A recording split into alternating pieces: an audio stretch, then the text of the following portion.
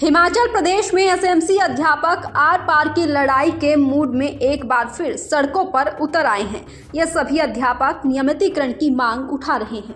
इससे पहले भी एसएमसी अध्यापक शिमला के चौड़ा मैदान में ही दिन रात हड़ताल पर बैठे रहे, तब शिक्षा मंत्री ने खुद धरना स्थल पर आकर मांगों पर विचार कर सुने जाने का आश्वासन दिया था। अब इतना लंबा वक्त बीत जाने के बाद एसएमसी अध्यापकों की मांग लंबित है। ऐसे में अब ये अध्यापक आर पार की लड़ाई के लिए सड़कों पर उतर आए हैं। एसएमसी अध्यापक संघ के राज्य प्रवक्ता निर्मल ठाकुर ने कहा कि एसएमसी अध्यापक बीते कई सालों से प्रदेश के दूर दराज के इलाकों में अपनी सेवाएं दे रहे हैं, लेकिन इनके लिए सरकार स्थायी पॉलिसी नहीं ला रही। एसएमसी अध्यापक दूर दराज के इलाकों में अपनी सेवाएं तो देते हैं, लेकिन उन्हें स्कूल से छुट्टियों के वक्त का वेतन तक नहीं दिया जाता। इन अध्यापकों को केवल 14,000 रुपये मासिक वेतन मिल रहा है। इन पैसों में घर परिवार का गुजर बसर करना भी मुश्किल हो रहा है। अभी पहुंचे नहीं है, क्योंकि ये जो धरना सिर्फ आज का नहीं है, ये तब तक के लिए है जब तक हमारा जो ऑर्डर जारी नहीं हो जाता है, प्रक्रिया शुरू नहीं हो जाती है। ये बात यूँ है कि जैसे ही 2023 से इस विषय में रेगुलराइजेशन के लिए कमेटी बनाई गई थी, और उसके बाद जो है आज 25 लग गई 2025, और 7 मार्च 2024 की जो कैबिनेट थी उसमें हमारे लिए प्रोविज़न किया था सेवाएं नियमित करने हेतु। तो हम थोड़े दुखी है इस बात को, हम ऐसे नहीं करना चाह रहे धरना कोई शोर शराबा हल्ला गोला, बट हम एक आत्म जो पीड़ा है वो सरकार को बताना चाह रहे हैं कि हमने कमी नहीं रखी। हमारी जो सैलरी 10-12 दिन में पूरी हो जाती है, बट अब जो नियमितीकरण का आपने फैसला लिया वो कहाँ अटका है, इस हेतु जो है अभी सुबह हमारे साथियों ने चलना शुरू कर दिया। कल अचानक से बर्फ़ भी गिर गई, तो हमारे साथी ऑन द वे है, कोई फ़ोन चले थे 100 किलोमीटर भी दूर है अभी, क्योंकि आराम से आना है और आराम से बैठना है। दिन रात यहाँ पे अब अपने आप को पीड़ा ही दे सकते हैं। रोहित ठाकुर का ये कहना है कि थोड़ा संयम रखना होगा, जो एसएमसी टीचर है आरएमपी में बदलाव यहाँ पर किया है और कुछ बेहतर ही जो सरकार से यहाँ पर सोच रही है। इस तरह का आश्वासन किस तरह से आप देखते हैं, क्योंकि पहले भी आप जो धरना ये सारी चीज़ें करते हैं। इसी आप लोगों के माध्यम से मैं ठाकुर साहब के जवाब को वापस करना चाहूँगा। सर, आप जो कहेंगे हम धरना प्रदर्शन संयम ही रखेंगे, बट बात यूँ है कि थोड़ा सा संयम इसलिए नहीं रखा जा रहा, समय बहुत हो गया। 2012 की पॉलिसी से लेकर समय पर 25 और हमारी ही तर्ज पर period based Urdu Punjabi SMC teacher जिन्हें सरकार ने 7 साल बाद रेगुलर किया, और हम मेरिट बेस्ड लगाए हैं।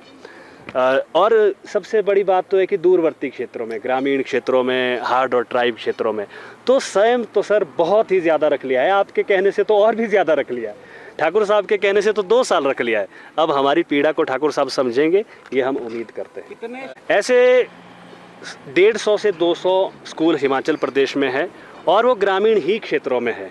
और आप सभी जानते हैं कि मार्च का महीना है, पेपर जो है एग्ज़ाम प्रैक्टिकल तो आज और कल भी चले हैं, 4 तारीख से बोर्ड की परीक्षाएं हैं। हमें क्या ज़रूरत आन पड़ी इस समय उन बच्चों के, जिन बच्चों से हम 2012 से उनके साथ है। ऐसी भी हमारी कोई मंशा इतनी बुरी नहीं हो सकती, हम अध्यापक है, बट हम ध्यान केंद्रित करना चाहते हैं कि अति हो गई, समय बहुत ज़्यादा हो गया। तो सैकड़ों स्कूल ऐसे जहाँ केवल मात्र हम ही है, सारे काम कर रहे हैं, मतलब चपरासी का काम भी कर रहे हैं, सब काम कर रहे हैं। तो इसलिए ये बहुत ही गंभीर विषय है। तो हम तो लग रहा है सरकार की इच्छा शक्ति नहीं, बच्चों का नुकसान सर कैसे नहीं होगा। अब हम भी भारी दिल पे हाथ रख करके यहाँ पहुँचे हैं, तो नुकसान तो होगा ही। अभी तो रिवीजन चलता है। एक तो सरकारी स्कूल में 10,000 पद खाली है, और जहाँ पे है वहाँ पे हम ही है। ग्रामीण क्षेत्रों में क्या, ग्रामीण क्षेत्र के बच्चे, क्या आप उनके साथ ऐसा भेदभाव करना चाह रहे हैं? प्रश्न तो ये है सरकार से कि क्या आप नहीं चाहते कि आजकल रिवीजन के समय, पेपर के समय, क्या अध्यापक का होना बहुत ज़रूरी नहीं था? ये बात मैं इसलिए कर रहा हूँ क्योंकि हमने अल्टीमेटम दिया, आज के 20 दिन पहले अल्टीमेटम दिया है कि जी आप इस प्रोसेस को करिए। अब इस तरह के ऑर्डर करने में देरी नहीं है। हम समझते हैं, जैसे आपने प्रश्न किया कि आप बहुत पुराने समय से यहाँ आ रहे हैं, तो यही 46 दिन का हमने स्ट्राइक भी की। तो ये गंभीर विषय है, हमने अल्टीमेटम भी दिया, तब भी प्रोसेस शुरू नहीं हो। एक ही ऑर्डर तो करना है। अगर आपने कैबिनेट में 7 मार्च 2025 को डिसीजन लिया ही है, तो क्या वो झुंझुना देने के लिए? एक्चुअली अब ना शिक्षक को इतना मत ठगाइए। ये बात है। क्या लग रहा है, सरकार की मंशा नहीं है, चाहती नहीं है सरकार, क्योंकि 1 साल पहले ये कैबिनेट से अप्रूव हो गया था, फिर भी नहीं हो पाया? सरकार की मंशा तो है, काम किया है हमारे लिए, बट कागजों के घेर फेर में इतना नहीं उलझा सकते आप। 2 साल तक कागजों के घेर फेर में बन रहा है, नियम बन रहे हैं, हिमाचल प्रदेश सरकार ही नियम बना रही है, ऐसे कैसे नियम बन रहे हैं, तो इस बात से हम चिंतित है। अब सरकार का क्या रवैया रहता है, अभी तक तो ढीला ढाला रवैया है, बहुत ज़्यादा ढीला ढाला। अब आर पार की लड़ाई है या वार्तालाप होता है फिर मान जाए? आर पार की लड़ाई यही है, छोड़ के आ गए हैं, काम रोक के आ गए हैं, स्कूल को छोड़ के आ गए हैं, चाबी दे के आ गए हैं। कई स्कूल बंद है सर, हिमाचल प्रदेश में बहुत सारे स्कूल में ताले लगे। अब अगर सरकार, हाँ, एमडीएम वर्कर वहाँ होगा।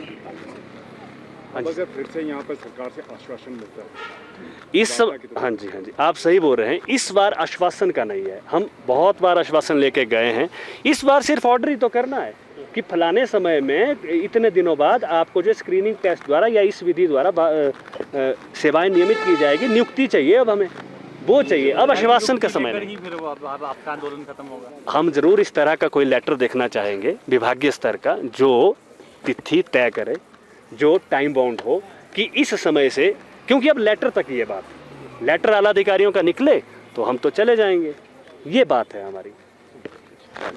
सर देखिए, अब ये अगर हमारी बात हो ना तब तो हम मानने क्या बोलते, ये हमारे समय से नहीं चला आ रहा है, ये पीटीए पैरा पैट देखो, आप देखिए हिमाचल में कितनी सारी भर्तियां इस तरीके से होती हैं। सर मैं बोलता हूँ, अगर देखिए, अगर हमारी ताकत होती है ना, ये हमारी ताकत नहीं थी कि हम गए उनके पास जाकर के और हमने बोला जाके हमें रख लो, नहीं, सरकार को जरूरत थी, टीचरों के अध्यापकों को जरूरत थी, सरकार ने जगह जगह जाके स्कूल खोल लेते, उनको जरूरत थी, तो शायद जब उनके पास मैं यही मानूंगा कि 60 समय से नहीं चला आ रहा है, ये पीटीए पैरा पैट देखो, आप देखिए हिमाचल में कितनी सारी भर्तियां इस तरीके से होती हैं। सर मैं बोलता हूँ, अगर देखिए, अगर हमारी ताकत होती है ना, ये हमारी ताकत नहीं थी कि हम गए उनके पास जाकर के और हमने बोला जाके हमें रख लो, नहीं, सरकार को जरूरत थी, टीचरों के अध्यापकों को जरूरत थी, सरकार ने जगह जगह जाके स्कूल खोल लेते, उनको जरूरत थी, तो शायद जब उनके पास मैं यही मानूंगा कि 60 या 70 हज़ार देने के लिए नहीं था, तो उन्होंने एक एसएमसी शिक्षक का जो है उसको पैदा किया और मात्र 60 या 70 हज़ार की जगह उसके 6 हज़ार में उसको रखा।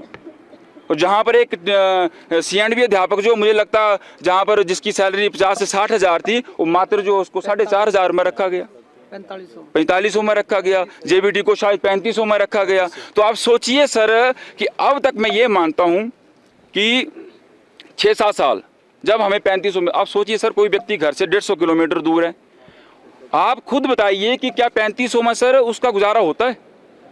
हम लोगों ने अपने घर वालों से खर्चा लेकर के हम लोगों ने जो है गुजारा किया, अब तक जो है हमने एक भी पैसा, ये बोलने की अपना, अब धीरे धीरे उम्र निकल रही है, बहुत सारे अध्यापक जो हैं लगभग मुझे लगता है 20-25% अध्यापक जो 50 साल से ऊपर हो गए, हमने अपने लिए कुछ भी नहीं जोड़ा है। कईयों के बच्चों की शादी हो गई, कईयों को होने वाली है, 10 बीमारियां लग गई हैं, हमने अब तक सिर्फ और सिर्फ समाज सेवा की है, अपने खाते में मुझे नहीं लगता हमने एक पैसा भी बचाया है। और 15 हज़ार से व्यक्ति क्या करेगा सर?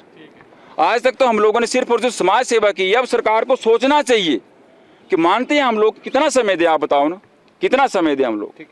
10 साल हो गए, 12 साल हो गए सर, अब ये सरकार से प्रश्न पूछो आप, मैं बोलता हूँ कि सरकार को बोलो कि आपने हमको कब नियमित करना है, कितना हमारा और शोषण चलेगा। मेरा आप मीडिया बंधुओं से गुजारिश है कि सरकार के सामने हमारी पीड़ा को रखिए कि उन्होंने आज तक जो किया है उनके पास एक भी पैसा नहीं बचा है, मात्र और मात्र समाज सेवा हुई है, हमने अपने लिए कुछ भी नहीं गुजारा किया था। और उन्होंने कहा कि संयम रखे, हम आगे बढ़ रहे हैं। आपकी बात सर मानते हैं, लेकिन संयम कितना रखें सर, संयम कितना रखें सर? जब हम लगे थे, शायद बड़े सारे अध्यापक उस वक्त 35 वर्ष के थे, अब जो है 45-46 के हो गए हम लोग, और तो बचा कितना कि सर हमारे पास, हमारी उम्र कितनी की बची, कितने रिटायरमेंट के लिए कितना समय बचा सर हमारे पास?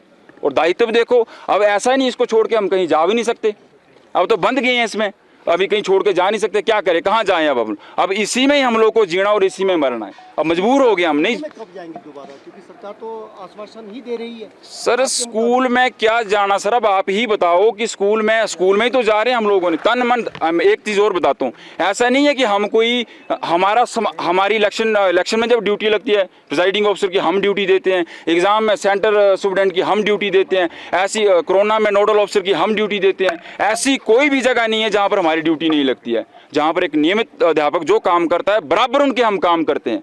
हमारे परिणाम देखिए, अगर आप RTI निकाल के हमारे जो परिणाम है उनको देख लीजिए, बहुत बढ़िया परिणाम हमारे रहे हैं। एक हमारे बीच अभी पांगी से अध्यापक है, उनको जो है वो अभी हाल ही में जो है पुरस्कार दिया गया, 1-2 पुरस्कार मिले। महाराष्ट्र से मिला था, कहाँ से मिला था भाई साहब? मध्य प्रदेश से इनको पुरस्कार मिला, अभी चंबा में भी इनको पुरस्कार दिया गया। इतना बढ़िया काम करें शिक्षा के क्षेत्र में हमारे SMC के अध्यापक, पर पता नहीं मुझे क्या विडंबना है, मुझे समझ नहीं आती कि हम लोग अब तक ईमानदारी से लगे हों। पर सर आप सोचिए कितना की लगे रहे, 12 महीने हमें पूरे साल की सैलरी नहीं मिलती है। मतलब बहुत दुखदाई चिंता वाली बात है। छुट्टी भी दी है तो वो भी क्या है, ऑफ डे CL नहीं हमारे पास। हम अगर चाहें तो हम जो है 4-5 छुट्टियां इकट्ठी ले सकते, 1 महीना लगाने के बाद हम लोगों को छुट्टी मिलेगी। हमारे प्रवक्ता निर्मल जी ने आपके समक्ष लगभग बात रख दी कि हम क्यों आए हैं, क्या है उसके बारे में बात रख दी। मैं सिर्फ और सिर्फ जो है अभी हमारी SMC अध्यापकों की वर्तमान स्थिति क्या है उसके बारे में थोड़े से विचार रखूंगा। मैं SMC अध्यापकों को देख करके मुझे जो है वो रामनाथ पांडे जी का लिखा हुआ 2.5 पंक्तियों का उपन्यास याद आता है, जिसमें उन्होंने लिखा है कि एक विधवा माँ के 2 बेटे थे। महीने में 15 दिन माँ एक बेटे के साथ रहती थी और 15 दिन जो है माँ दूसरे बेटे के साथ रहती थी। पर विडंबना दुख की बात उस विधवा माँ के लिए ये थी कि वर्ष में जो महीना 31 दिन का होता था, उस 31 महीने में एक दिन जो उस माँ को उपवास रखना पड़ जाता था। तो ठीक आज वही हालत जो है उस विधवा माँ की हालत जो है SMC अध्यापकों की हो गई है। मैं आपको ये बताना चाहूँगा कि 12 साल लगे हुए हो गए, लेकिन विडंबना देखिए कि हमें अब तक जो है 12 महीनों की सैलरी भी नहीं मिलती है। 11 महीने तो हम कैसे न कैसे अपना गुजर बसर कर लेते हैं, गुजारा हमारा हो जाता है कैसे न कैसे करके, लेकिन हमारी नींदें तब हराम हो जाती है जब वो 1 महीना जिसमें हम छुट्टियाँ होती है वो आने वाला होता है। हम चिंता में पड़ जाते हैं कि हम जो है अपने परिवार का भरण पोषण कैसे करेंगे, बच्चों की फीस कैसे करेंगे और कैसे अपने परिवार का गुजारा करेंगे। तो 12 साल होने के बाद भी जो है हमारी हालत आज ये है कि हमें जो है 12 महीनों की सैलरी तक जो वो नहीं मिल रही है। और पाँव के नीचे से ज़मीन तो तब खिसक जाएगी महोदय जब मैं आपको ये बताऊंगा कि 11 महीने जिन शिक्षकों के हाथ में बच्चों की कॉपियाँ और पेन रहता है, वो छुट्टियों के दौरान उस 1 महीने में वो हाथ जो है छीनी और हथौड़ा चलाने के लिए मजबूर हो जाते हैं, क्योंकि 1 महीने के लिए कोई हमें कोई स्कूल पे नहीं रखता।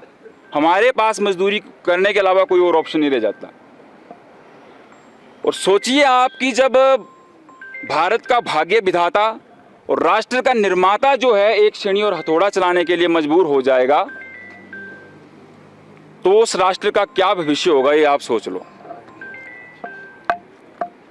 और एक भारत के भाग्य विधाता का इस तरह सड़कों पर जो है धक्के खाना, जिनको विद्यालय में होना चाहिए था, जिनके द्वारा बच्चों को पढ़ाया जाना था, लेकिन वो मजबूर होकर के जो दुखी होकर के आज उनको सड़कों पे यहाँ धक्के खाने पड़ रहे हैं। ऐसे हालात के लिए कौन जिम्मेवार है? आप मजदूरी का हवाला दे रहे हैं सर ये आप देखिए।